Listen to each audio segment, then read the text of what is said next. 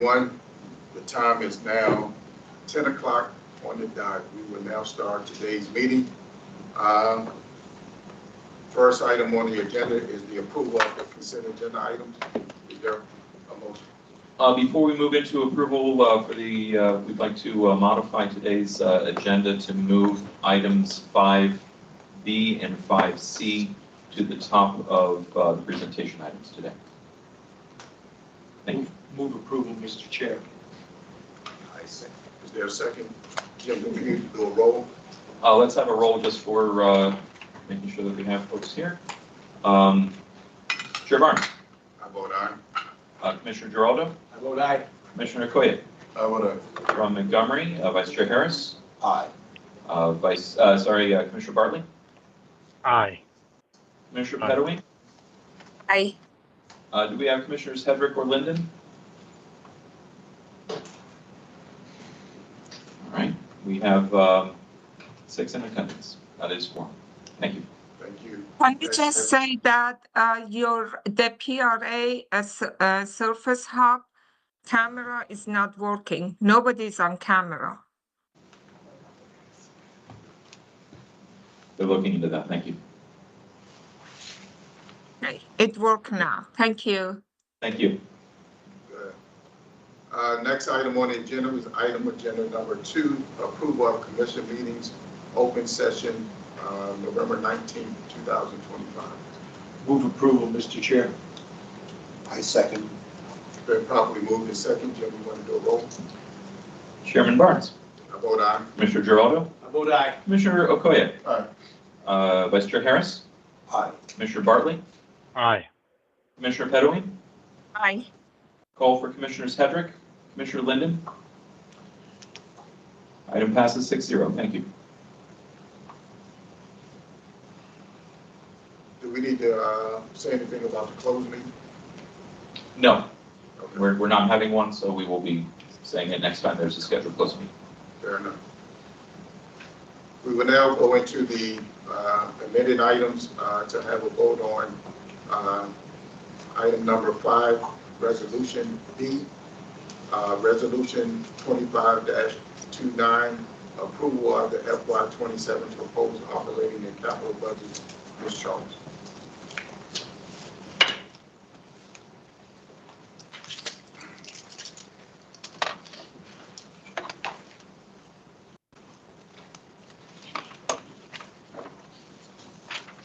Good morning. I'm before you to request your approval of the Commission's FY27 proposed budget for operating and capital. As just indicated, that would be resolution number 2529. Upon approval, we will prepare and submit by January 15th to each county's executive and county council. Now, I will very briefly walk you through the 17-page adoption package with a focus on the exhibits.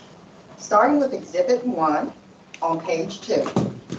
The Commission's aggregated FY27 proposed operating budget totals $769.8 million. When compared to the current year, it is up $9.5 million or 1.3%.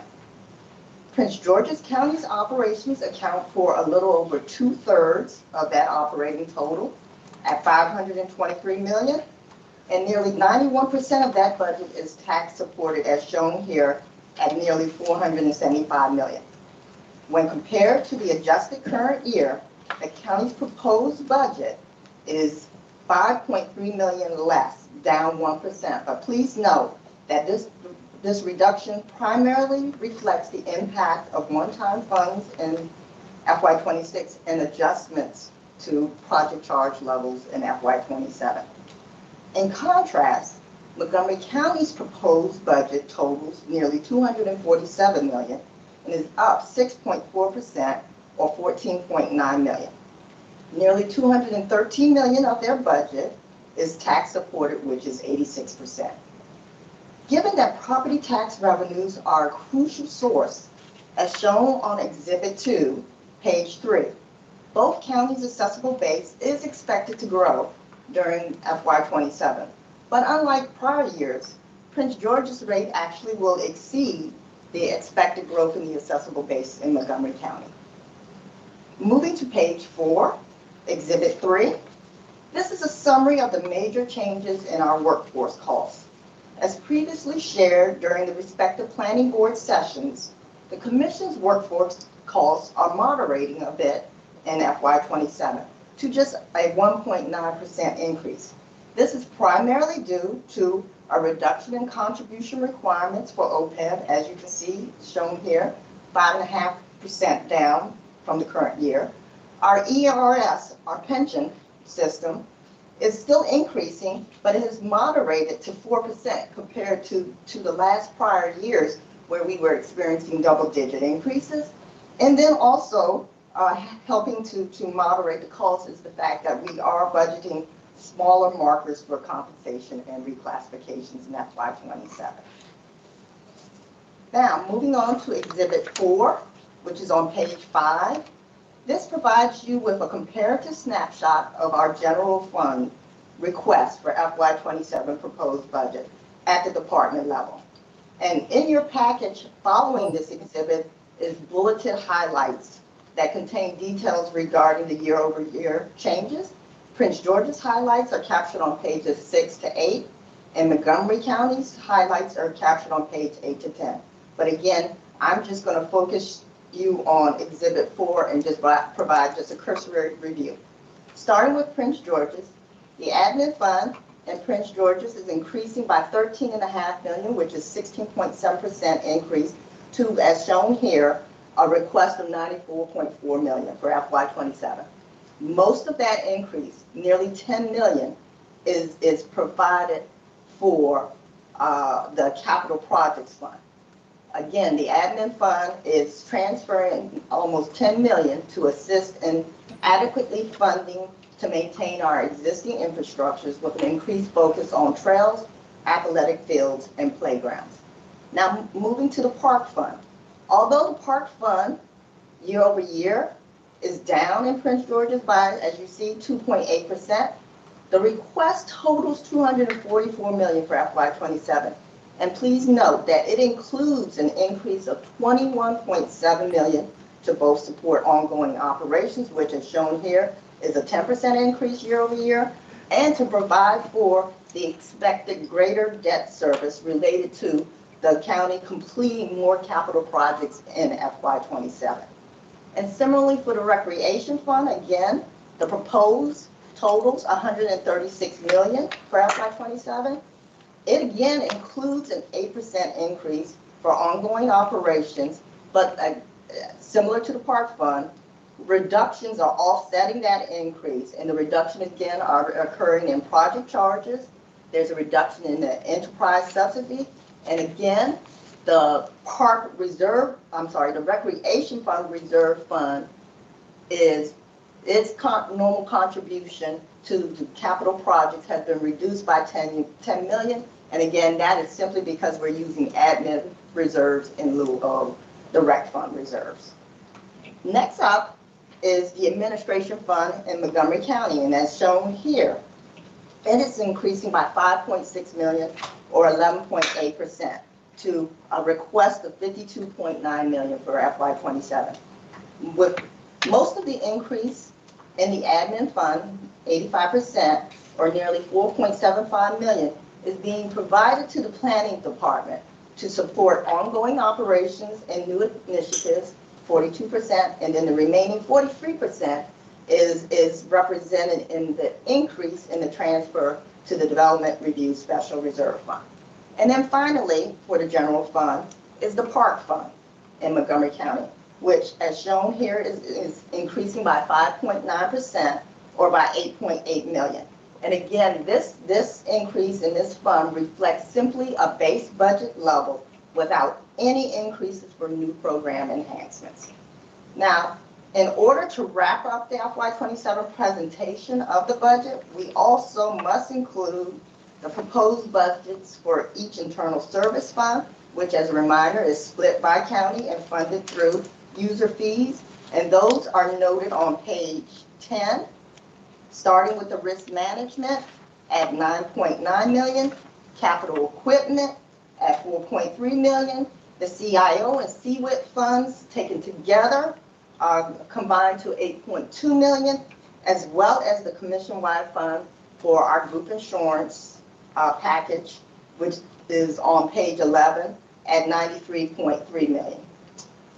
Also on page 11, and to wrap it up, is the inclusion of our 3 respective building funds. The EOB request for FY27 is 1.3 million. Wheaton headquarters is nearly 3.7 million. And Largo headquarters is at nearly 5.8 million. And then lastly, on page 12 is what is captured for the capital budget request. Montgomery County is at almost 54.5 million, and Prince George's is at 95.95 million. So when both general funds and all the other funds are combined, the commission's budget for FY27 totals 1.08 billion, with reserve requirements being met, and that's shown on page 13 of your packet. In the exhibit that is not numbered, but it's the commission summary for FY27. And again, if you're looking at that for Montgomery County, the total is 325.9 million. Prince George's totals 656.5 million.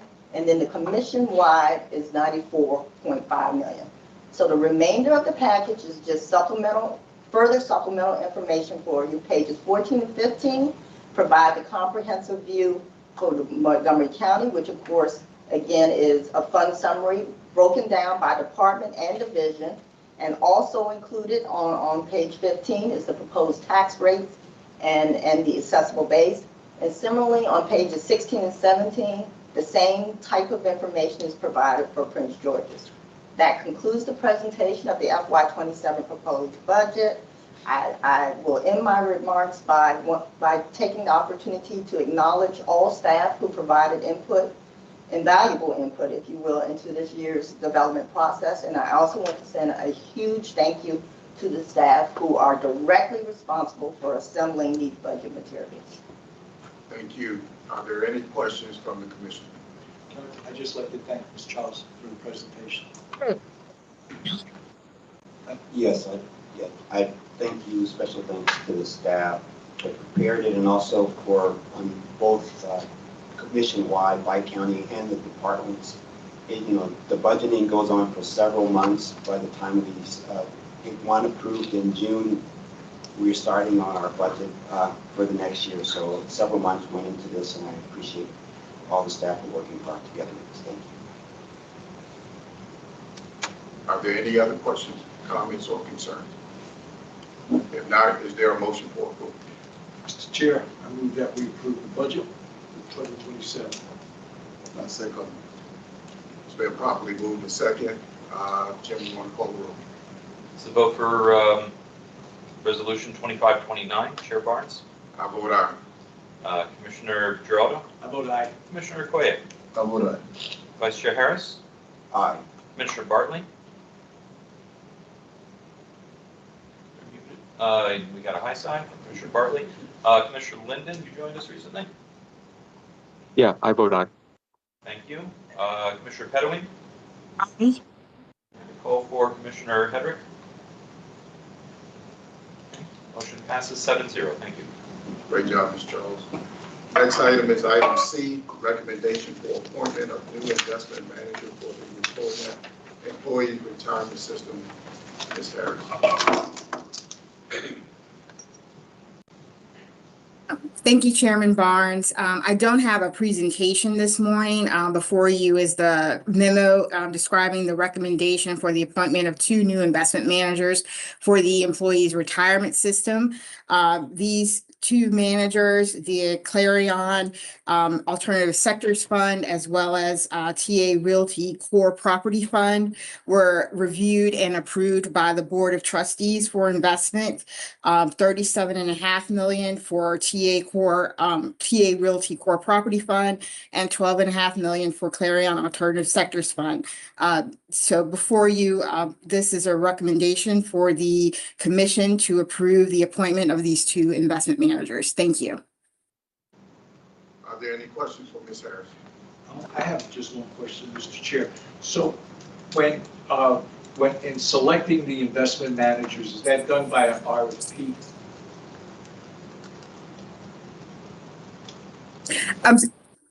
I'm sorry, can you repeat your question? I didn't quite catch the end of that. Selection of investment managers, is that done by an RFP? The selection of the investment managers, it's done through, we have worked with an investment consulting firm, Makita Investment Group. They do research due diligence. Then it's brought in front of our investment monitoring group for further due diligence, interviews with the investment managers before properly being brought to the board for further due diligence and approval by the entire board.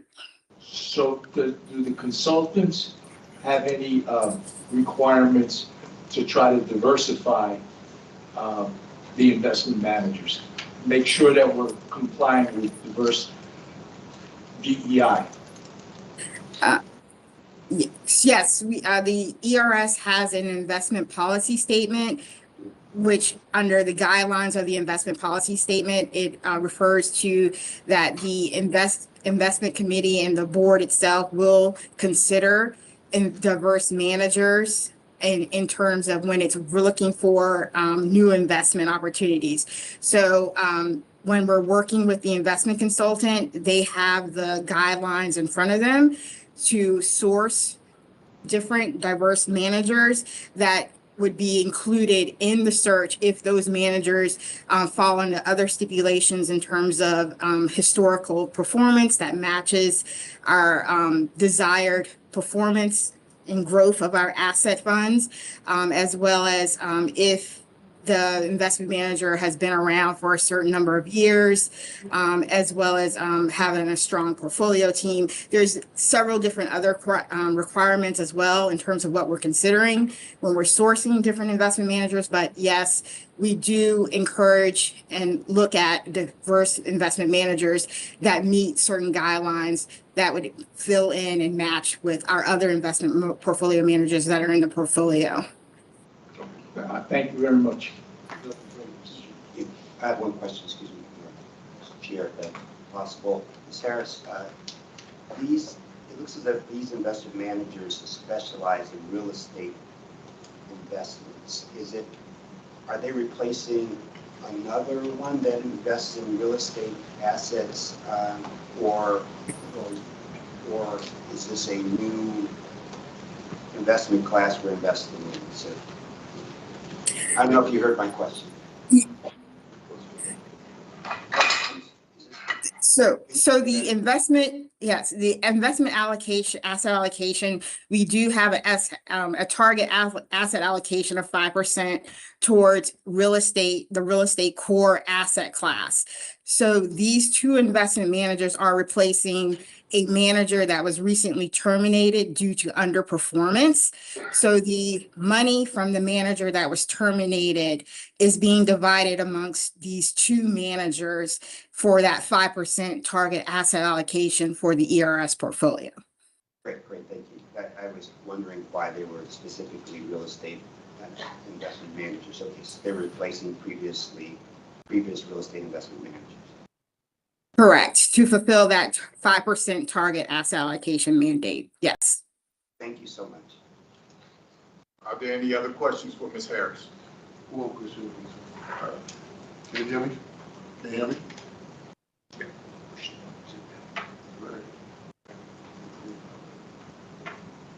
Can you hear me? Yes.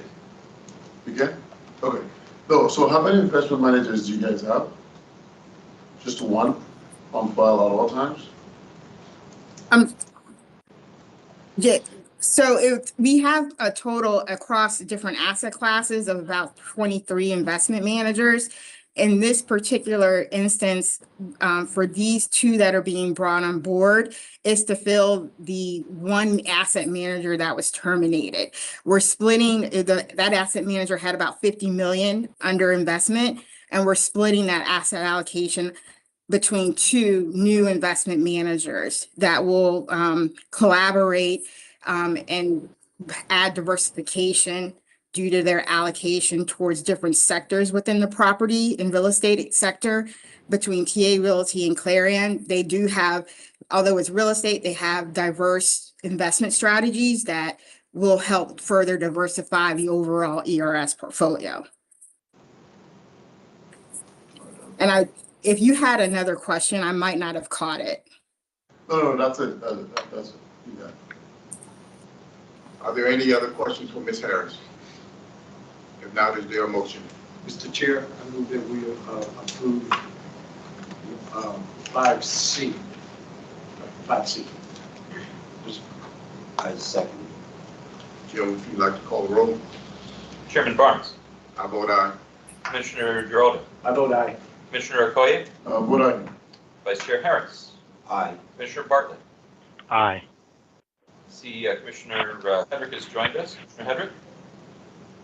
I vote aye. Thank you. Commissioner Linden? Aye.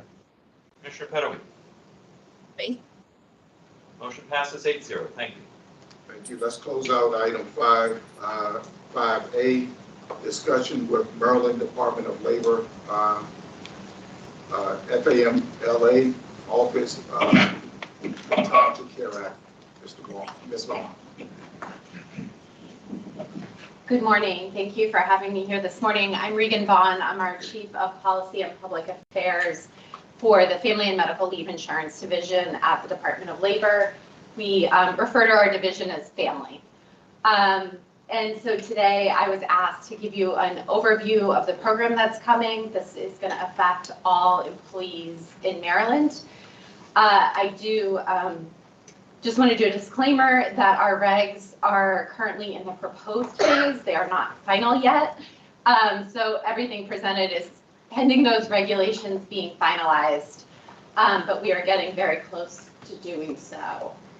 I will give you a brief overview of what family is, how it works, and then what you should be thinking of as an employer now.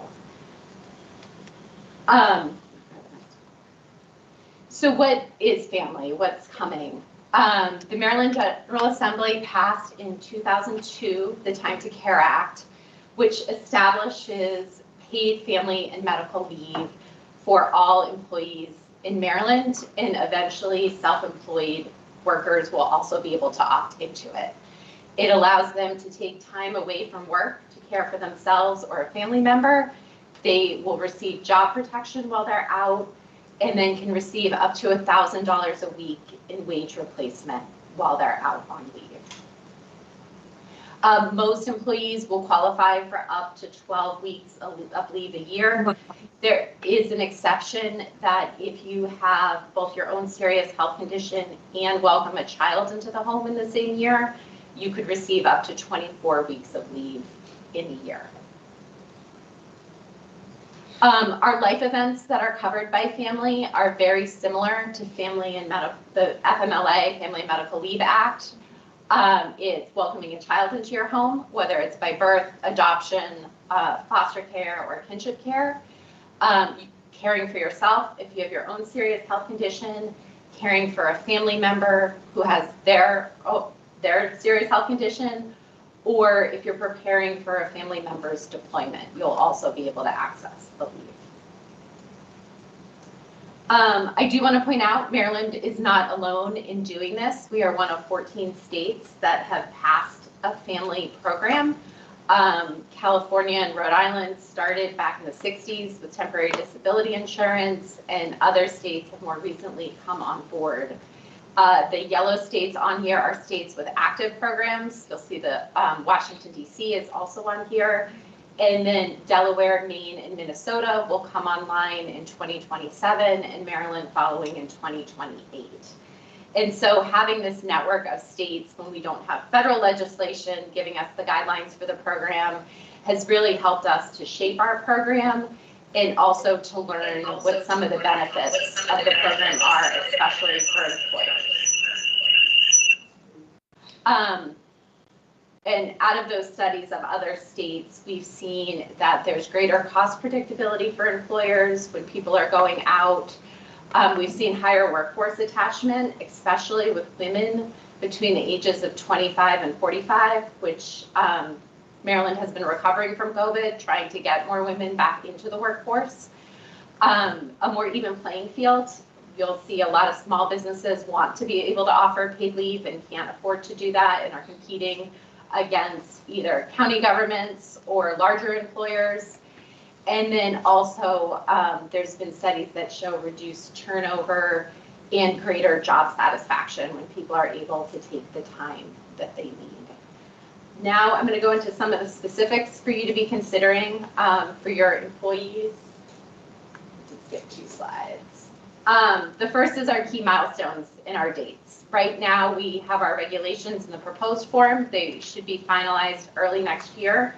So we'll really have those rules of the road. In January 2027 is when contributions to the program begin. For employers participating in our state plan, the contribution is shared half from employee payroll withholding and a match from the employer. The rate will be below 1.2% of payroll. We initially had announced it would be 0.9%. We delayed the program a little bit. We'll have a new announcement in the next few months on what that rate will be.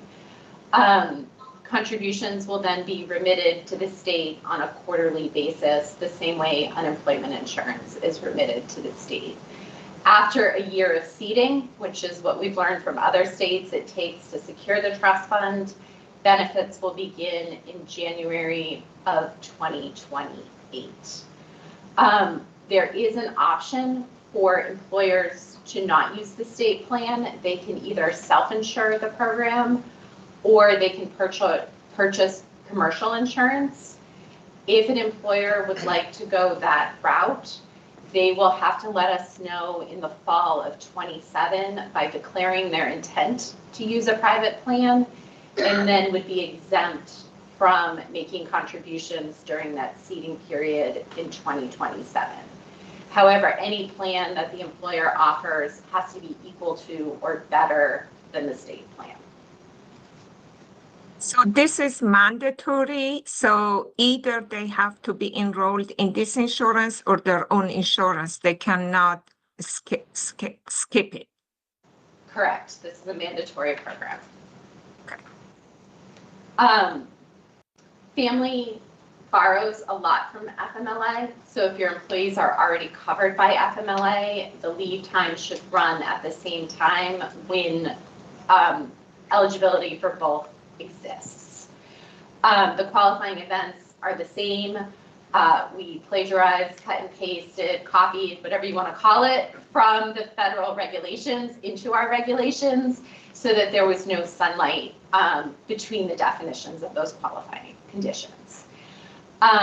Just like with FMLA, leave can be taken consecutively or it can be taken intermittently. And then also there is that same requirement that exists with FMLA that while an employee is out on leave, their health insurance has to be continued in the manner it's provided when they're working. So if their copay is, or their premium is $200 a month, it continues to be $200 a month. However, when the Time to Care Act passed, part of the intent was to fill some of those holes in FMLA. So there are some differences between the two. The FMLA job protection is a little bit stronger. We have not written these regs yet, but family does have some exceptions. And then FMLA really focuses around that 12-week limit. And as I mentioned earlier, family does allow for 24 weeks in circumstances where you welcome both a child and have your own serious health conditions. So we have a little bit of deviation there. Some other key points to point out, as you're all familiar, there's differences between state law, federal law, and local law. We can only make changes on the family side of things to make the two work together. And we really have tried, but there are instances where there are just differences between FMLA and family. First of all, family is paid, and so we have to set up the whole contribution side of the house, which is not required with FMLA. Eligibility for the leave is also different. Under family, an employee is eligible as soon as they've worked 680 hours in a job in Maryland. And we have the report from the quarter that they worked those 680 hours. So it's a lower threshold to participate, so more employees will be covered by family. We also have an expanded definition of family member, so there are more reasons why an employee could take time off. Under FMLA, you can't take time off to care for your sister. Under family, you are able to take time to care for your sister. So there will be times where someone qualifies for family and doesn't qualify for FMLA. And then the other big difference is who's processing the information in the claim. With our state plan that we're setting up, employees will apply directly to the state, submit their medical certifications, proof of familial relationship, and our claims department will make a determination on whether or not they qualify for the leave. In a private plan, it's whoever's administering the private plan that will receive that application and make the determination. So just to go over some of our frequently asked questions, in terms of employers that will participate, it's all employers who have workers working in Maryland. There are no exceptions in our statute for government entities, for nonprofits, for religious organizations. There are no exemptions. The only people that will be pulled out are anyone exempted under federal law. So federal employees won't participate. But all employers are going to have to register with the state and either let us know if they're using a private plan or participate in the state plan. There is a discount for small employers, and those are considered employers with fewer than 15 employees, and they will just have to pay less into the fund. And then between employees and larger employers, it balances out and makes up for that discount for small employers. So we get asked a lot which employees are contributing, where is this coming out of? The day an employee is working in a position that's localized in Maryland, they begin contributing to the program through payroll withholding. We are using the same rules for localization as unemployment insurance. The guidance around that is older than me. So it has been around for a while. It widely understood is probably a reach, but there's a lot of guidance and case law around it. So we're using those localization rules. And then an employee becomes eligible for benefits after they've worked those 680 hours in that position localized in Maryland. And so that's about 13 weeks full-time before they become eligible. We know that a lot of employers already offer paid leave in one way or another, whether it's under the Healthy Working Families Act or part of the benefits package. And so we have a bright line rule, a amendment to that, and then an exception to that. So the bright line rule is you can't require your employees to use their employer provided time off before or while they're taking family. This is a separate bank of leave. You can't say you have to exhaust your sick leave. There's no exhaustion period. What you can do is create a policy that allows you and the employee to mutually agree that they can top off the benefit by spending down their leave. So if someone is used to receiving $2,000 a week in salary and they're going to max out at $1,000 a week in family benefits, they could use time off to get them up to that $2,000 a week. And then you could take their health insurance premium out of there and any of the deductions. But that is solely the agreement of the employee and the employer to do that top off. If the decision is that's too complicated or we can't make our systems work with this, then that's the employer's prerogative. But if it's something you're interested in, as long as you have employee consent, you can help them get to that 100%. And then our big exception on this rule is we know there are a lot of employers who got out ahead of family, who were already offering parental leave packages or family leave packages. And so the statute allows that if you already offer parental leave to your employees, that leave can run concurrently with family. So if you're offering 6 weeks of parental leave at 100% paid, then they would only be eligible for 6 weeks of family leave. They don't get your 6 weeks and our 12 weeks. And so there was, in the legislation, a nod to those employers who are already out ahead of it, trying to fulfill the purposes of family. There are lots of notification requirements, as with any labor law. We do not require posters, however. We know there are other ways that employees get information than that lunchroom poster. And so there are requirements to let employees know when they're hired on an annual basis, in advance of the program coming. And then when an employee asks for time off, if they use the magic words, I want to take paid leave, I want to take parental leave, you're required to notify them. And then we have this catch-all that is if you should know they're taking it for family leave. I know that one is scary, but the example I give is you throw a baby shower for Joe, if the office has a baby shower for Joe, and then Joe goes out for 3 weeks, someone should probably put together that Joe's taking 3 weeks off to welcome a child into his home. And so that's going to be a more subjective test, but if it's well known someone's going out for a reason of family, then there's a requirement to notify them. To notify them of the benefits. Of the benefits that they can apply. We are working, I have it in my inbox right now, on a sample notification form that will provide, that can be customized depending on how you're implementing the program. So when an employee files a claim with the state, we are under very tight timelines. Our first one is that we will immediately notify the employer that the claim has been filed using the information you have provided at registration.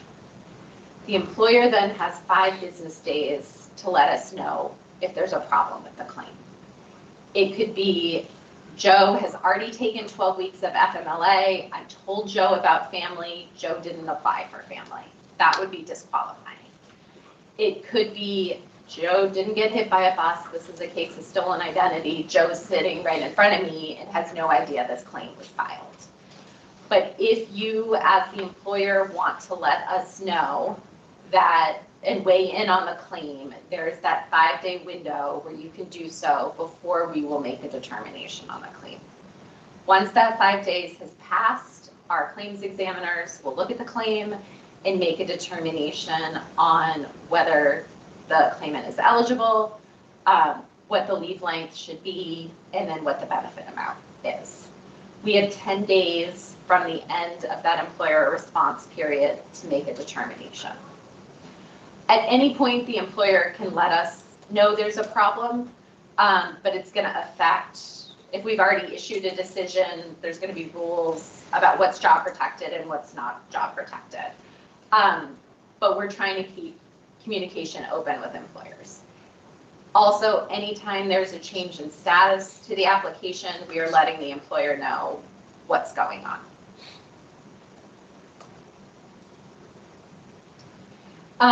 So as I mentioned, you have a choice to make.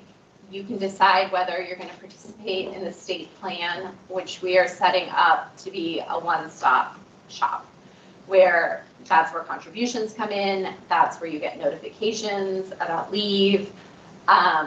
We'll process the applications for you. Everyone in the state is charged the same amount. There's no rating. There'll be one contribution rate each year that employers will have to remit to the state. However, we know one size fits all doesn't work. There's 180,000 employers in Maryland and 180,000 different circumstances. So the legislation does allow for private plans. Again, those can either be commercial, where you buy them from a life and health insurance producer, or many large organizations could choose to self-insure and just include family as part of their benefit package. The benefits have to be equal or better, and we will have a checklist where we check item by item whether it meets or exceeds the family requirements. There is an annual application that has to come in and an application fee that comes with that. The commercial plans will be approved by the Maryland Insurance Administration, so MIA is going to make sure that the plans are compliant. But self-insured plans, the Department of Labor will be evaluating. And then in addition to sending in the quarterly wage and hour reports that all employers are required to submit, employers with private plans will also have to submit claims data on a quarterly basis, so that we can make sure that employees in a private plan are having the same experience as employees in the state plan. So this is just a chart that recaps a lot of what I talked about in the state plan. There's some fewer employer responsibilities. Private plans give you some more flexibility in other places, but there are more reporting and application responsibilities for employers who choose the private plan route. So what can you do now? We're a year out from contributions. And there's a couple things to start thinking about. One, we have a newly refreshed, as of Monday, website trying to answer all of the frequently asked questions we get. On that website, you can sign up for our emails. We'll be doing monthly webinars. That's how we'll be communicating out our contribution rate, our notification templates before registration starts. So I encourage people to sign up there. Thinking, I know you just looked at your budget, but thinking about what that contribution planning is, because if you do the state plan route, contributions will start in fiscal 27 for the first two, or for the second 2 quarters of fiscal 27. Start thinking about how existing benefits are going to interact. How, if you are using FMLA, what rolling year period you're using, whether you want that to line up with family or not. And then we will begin registration in the fall of next year. And that's also when the declaration of intent for private plans will be due. And so to start thinking about whether or not you do want to go the private plan route or stick with the state plan. And again, this is our website and our email address with any questions. And really appreciate the time and the opportunity to review family today. Are there any questions for Ms. Vaughn? I have one. So it only begins once employees paid sick leave is finished, and then you can still, how does that work? No, there's no exhaustion or waiting period. So the day the leave for the qualifying event begins, they can start taking family leave. The employee can apply either 60 days before, so if you're having a baby, you have a little more notice than an unforeseeable leave, or up to 60 days after, to account for people who may be incapacitated and can't apply right away. Thank you. Ms. Vaughn, this is a great presentation. I had gone through the slides, but you helped put it all together, so that's very, very good. So it looks like it's past the comment period. It is going, like some of the things that, for example, that the employee would have 5 days to respond after someone submits their claim. That seems very quick, and it seems like it's just very, very quick, and I hope maybe once it goes on, we'll see how it does, but that seems like that's really quick. But thank you for that. And then this is, are you saying that this is the state's way to comply with, that's their way to comply with this federal mandate for FMLA?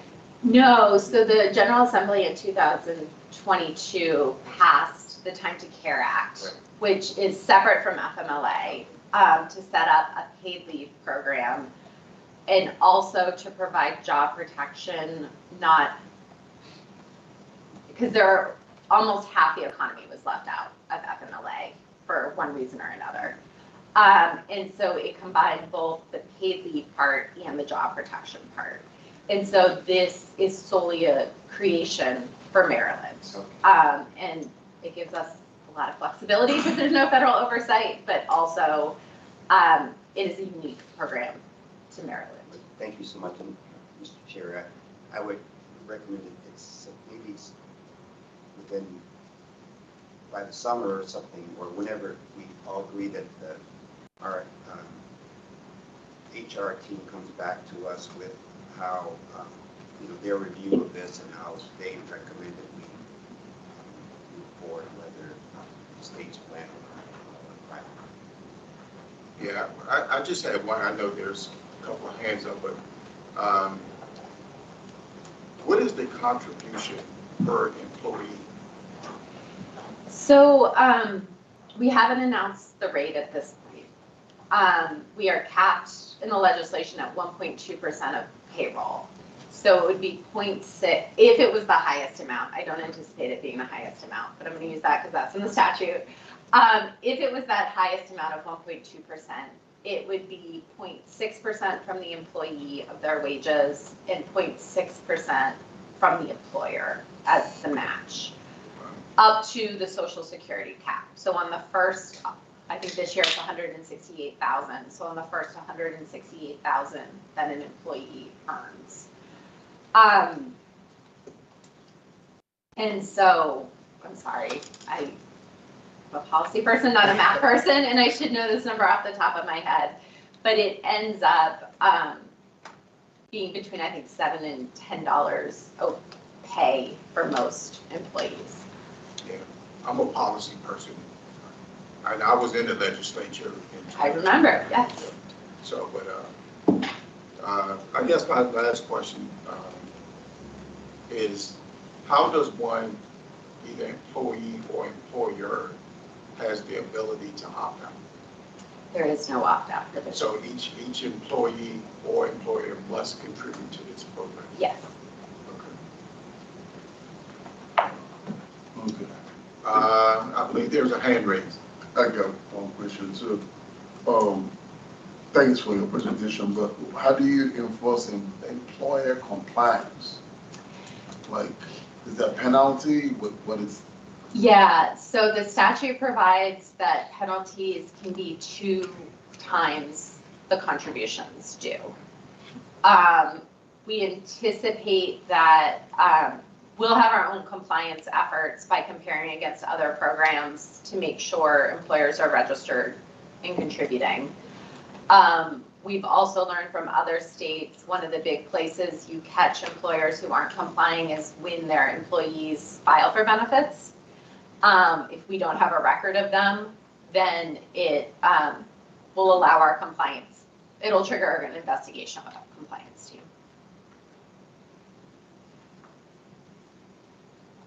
Okay. And can I correct what I said, Mr. Chairman? Self-employed individuals will have the ability to opt in, but employees and employers are required to participate. So if I had a private plan, I could opt out? No. If you are an employer and employee with a private plan, you cannot opt out. But if you own your own business, you're a sole proprietor, then you're not required to participate. I'm confused now. Yeah, I Sorry. thought for sure that you said that if the employer can have a private plan. We don't consider that opting out because you still have to provide the benefits. Right, but Right. you don't have to make the contribution. You have, right, you pay the insurance premium or you pay the full benefit amount. But in terms of not doing anything, Right. that is only for self-employed individuals. Sorry for the confusion. Gotcha. Commissioner Pettimore. Trying to understand this better. For those agencies that they do offer FMLA, and then they're required to have family. Does it mean that FMLA, they could do up to 12? This is up to 12 or 24. So if it is up to 24, it's 36 weeks. That's more than half of the year. Is that As- correct?